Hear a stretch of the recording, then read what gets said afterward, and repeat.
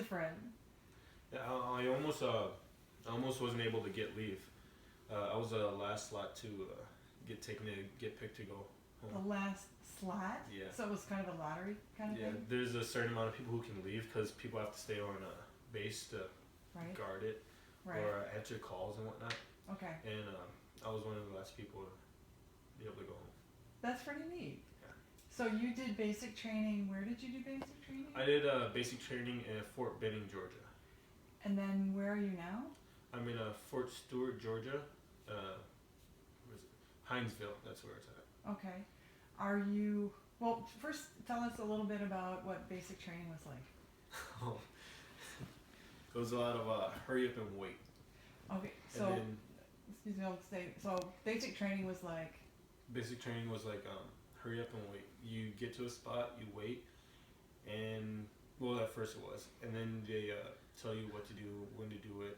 The thing about the army is, in order to succeed, you have to be in the right place, right time, in the right uniform.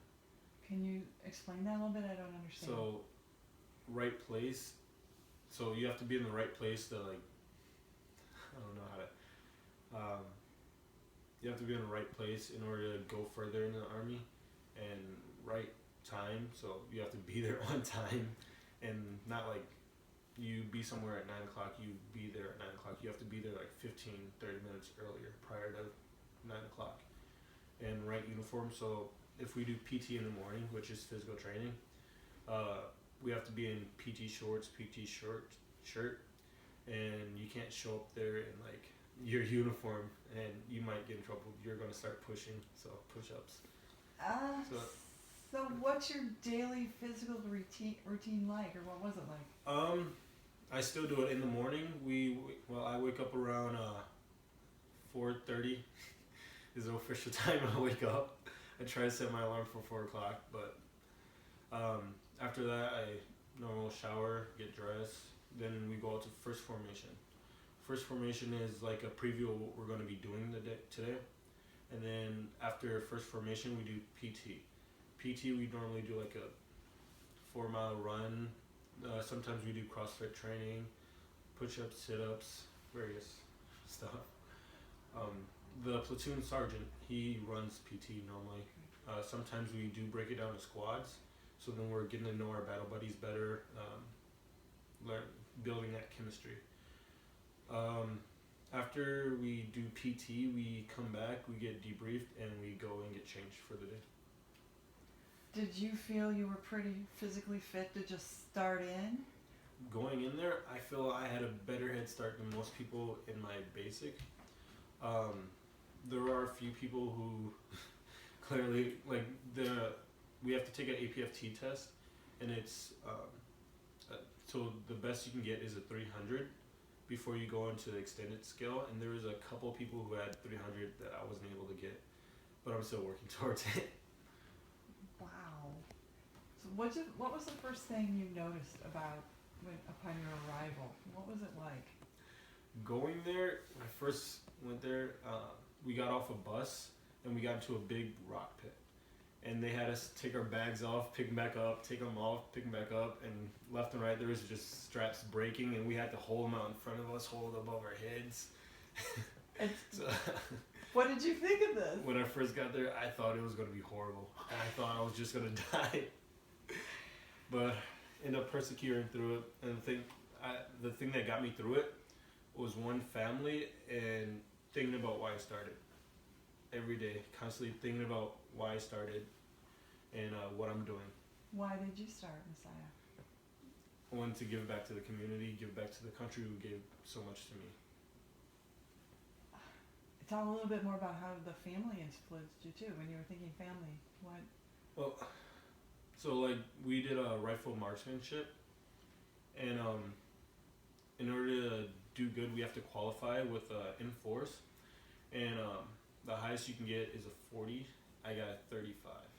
I wasn't able to get the 40, but family really did well for me, because thinking about my family kind of calmed me down when I was qualifying, kind of let me focus and really get the shots off that I needed. When you were going through any of this, were memories of the club coming through? Were you thinking about the club? Yeah, that's another thing. When when I was saying thinking about why you started, thinking about the kids, the family people, the members that I'm helping protect in the country, is just it helps me persevere. It helps me get through it. Did the club experience help prepare you in any Uh, way? Actually, yeah, with leadership, you have to take a lot of responsibility. There's a position called PG, which controls the element, which is the platoon, and there's certain people that get chosen to do that. If you have good leadership, which the club helped me get that working there, you have to have good leadership, a good fitness APFT test, and just the club working there helped me build that leadership to get that position. By leadership, can you describe an example of how they knew that you were a leader? So taking charge, stepping up to the plate, when nobody else wanted to clean the CTA, you clean the CTA. You help facilitate jobs that have to be done in the barracks. You have to get the platoon outside at the right time. You have to be like that mother, kind of telling people what to do, when to do it, and how to do it. I don't know what you call them, your fellow teammates. What do you call your other guys in your? Battle buddies. Okay. So, how have your battle buddies responded to you in a leadership position?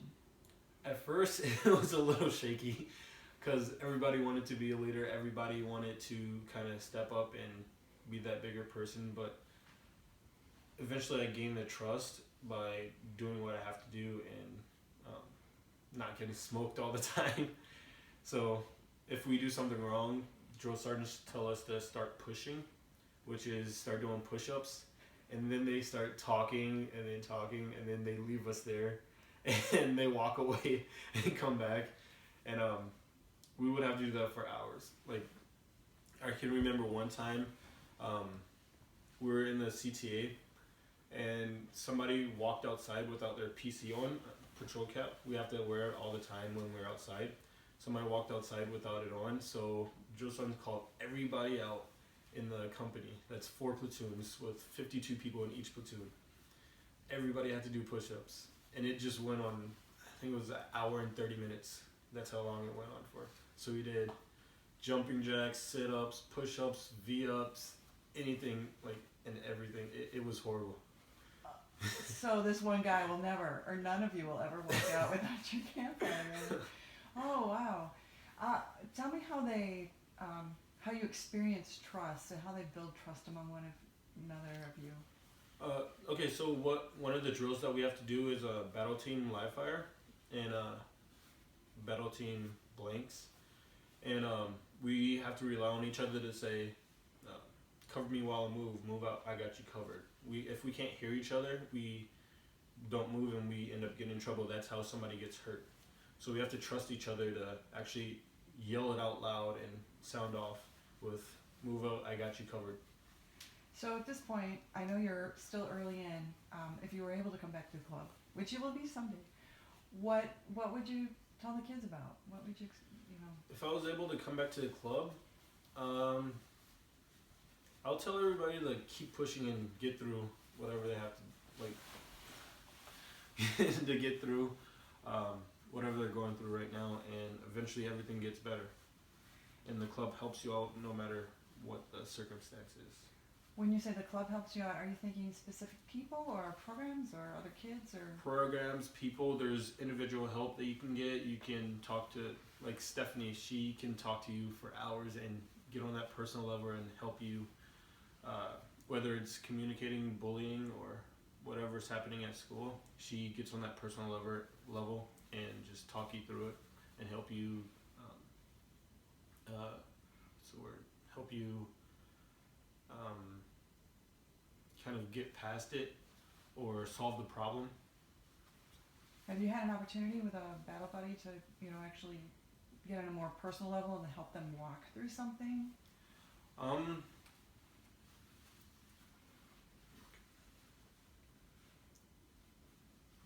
There was one time, so the APFT test, you have to pass it, and to pass it in basic, you have to get a 180. And there was my battle buddy. He was struggling getting that 180. He wasn't getting his push-ups. He wasn't getting his sit-ups, and he almost had his run time. So what we would do is we would do during Wolfpack time, which is your personal PT time. We would go do pull-ups. We would do push-ups. We would do a few laps around the CTA in order to help him get past that and get through and get that 180. Doing so, I think I have a pretty good bond with him now. We still talk, we hang out. He's over in Washington, D.C. right now. We still talk sometimes. Hopefully we'll be able to meet up again. I hope so. So I want to switch gears just a little bit and talk to you about the Youth of the Year experience and how it may have prepared you, you know, set you up a little better to go into the Army. Do you have any reflections on that?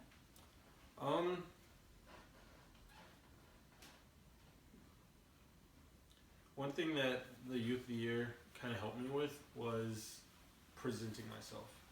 Like with the being PG, you have to take charge and present yourself, speaking out loud in front of a bunch of people, which is what I did for Youth of the Year. Speaking outside and talk to a bunch of people and kind of taking control. Doing that at the down in Madison, that kind of helped me announce my voice and talk a little bit louder when I needed to. Okay. Is there anything else you would like to share with the kids and or adults about, you know, your future plans, just how this has changed, just what's going on with you? Well, hopefully when I turn 21, I'll be able to join the Special Forces. You have to be 21 years old and you have to know another language. So when I get back, I'm going to try to enroll in a online college course and take psychology. At the same time, hopefully learning French. And then after those 4 years or 3 years, going to the Special Forces office and signing up. Can I just ask why French of all the languages? Actually, I love French. I love the language of French. Okay. Hopefully I'll go to Paris one day. Just what do you imagine Special Forces is going to be like? I honestly think it's going to be 10 times harder than basic training. And that's with all the experience I have right now. Special Forces, you have to be a good swimmer. You have to speak your second language fluently. You have to communicate well. You have to know your stuff, like characteristics of the M4. You have to know what Bradleys are, what Abrams, all that stuff. Formations, like wedge, all the signals, hand signals. So I think it's going to be a big step up. But I also think that within those 4 years, I can learn a lot and help me prepare myself for Special Forces when it comes. Okay, I have one last question. So, of all the things you could be doing in your life, what made you decide you want to give back? Where does that come from? Originally, it started with the Boys and Girls Club. Sorry, may I start that over with the sentence of I wanted to give back because I'm sorry. I wanted to give back because of the Boys and Girls Club. It being my first job, and it helped me realize that this community gave back to me. I just felt that I needed to take another step, giving back to the country instead of just the community. Thank you. Any other That's questions? wonderful. I actually have two lines that, if you wouldn't mind saying, based on what you had already told us. If you could say, if you want to look at Marta when you say it, the club has helped me help others in my unit or in what I'm doing now. The club has helped me help others in my unit, prepare me for what I do now. Thank you. And then if you want to say, I'm sorry, I lost the other one. If we just want to ask, oh, I know what it was, sorry. If you want to say you're excited for your future or what your next steps are going to be. Mm-hmm. Okay. I'm I'm excited for my future and what it has to bring me, my next steps. And then if you can just ask one last question. So, where you are today, what steps do you think brought you there? What can you say that you're grateful for to be in such a great place where you are now? So what steps brought me here today? Or you because from what we've discussed, you see you're in a great place, and you seem very grateful for being where you are for everything. Mm-hmm. So what would you like to say, having feeling that? Honestly, I think the Army was the best choice that was out there for me. And I thank that to Hans and Mary for kind of pushing me in that direction and getting me out there for joining the Army. Really, the Army has helped, one, with my physical fitness, and two, being places on time, doing the right things, leadership. I'm excited for my future and going down and joining Special Forces when I turn 21. Yeah.